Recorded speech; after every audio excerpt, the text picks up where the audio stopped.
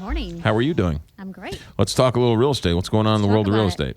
Well, we're going to talk about things a buyer should never say or do when they are Oh, my in goodness. the market for How a many house. times does the husband look at the wife or the wife look at the husband and say, "What are you doing?" Yes. Don't say that. Or we look at them going, stop, zip it. Right. What never should be said while in the presence of the seller. Go ahead. Well, seller or the listing agent. Got so it. obviously the biggest one is walking and be like, oh my God, I have to have this house. It's my dream house.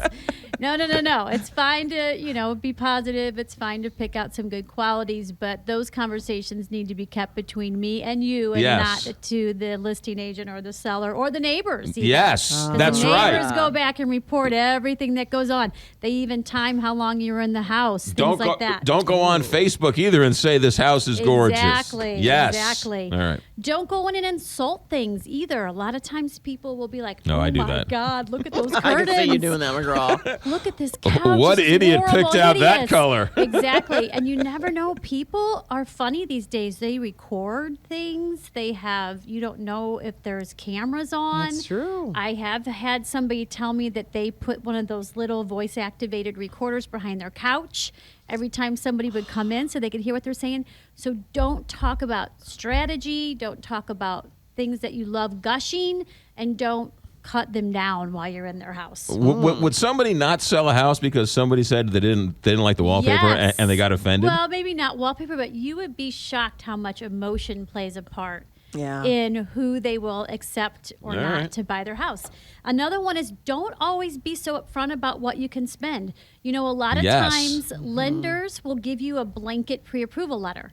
And it'll say you're approved up to $350,000. Well, you're looking at a house that you're putting a bid on for $300,000.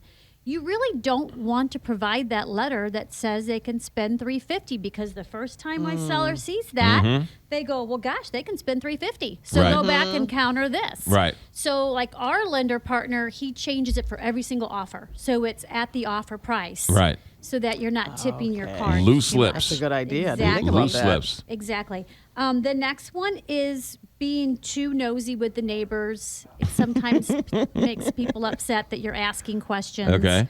And then really about whether they're overpriced or not. Sometimes in feedback, it'll come back to the seller. The sellers see all the feedback, guys. It's all automated nowadays. So when we have somebody that shows our house and we send the feedback request to the agent, everything that you say, they're reading it just the same time that I'm reading it. So there's ways to put things more politely Right. than the house look like, you know what, or, it smells like pet. What's wrong with these people? They're filthy. There's just different ways to say things that's not going to set people off. Right. And then the big thing too is if you're serious about a house, don't come in with a ridiculous lowball offer, because it puts the seller on defense mode. And so many times, I would say probably half the time we see somebody come in with a ridiculous offer, the seller's immediate response is either number one, to completely reject it and give them no counter offer whatsoever, so the deal is dead, or come back and be like, we'll give them $1 off, because then that emotion Right. kicks in for the seller too, Right. and they want to be as big of a jerk as what they feel like the buyer is being. But shouldn't to the them. realtor on that part, shouldn't they kind of steer them? They should. Lead They the should. way to, They should. not say, And you don't try, lowball but them. sometimes and you when should emotion have takes a lot over. of these candid conversations of the topics I just mentioned with your agent. But a lot of times people think they know it all.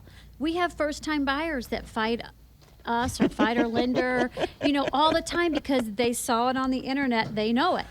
And you cannot read a book and you cannot look up things on the internet and be able to do a real estate transaction like a true real estate professional can. Well, true. I mean, look how good real estate professionals are. One's president of the United States, Donald Trump, right? There you go. I mean, there you go. Kathy Helbig Group. The Kathy Helbig Group app is fantastic. KathyHelbigGroup.com. Real estate's still booming even in January with the cold weather? It's phenomenal. So get your houses on the market because they're not lasting right now. And you're still looking for good people, aren't you? Yes, we absolutely are. KathyHelbigGroup.com for more information. And the app is fantastic, both an Android and a smartphone for her, the iPhone. It's a great way to kick the tires and look at houses. And then you can say all you want to people, and you can badmouth anybody because you're doing it in the privacy of your own phone. Exactly. There you go. KathyHelbigGroup.com. Thanks.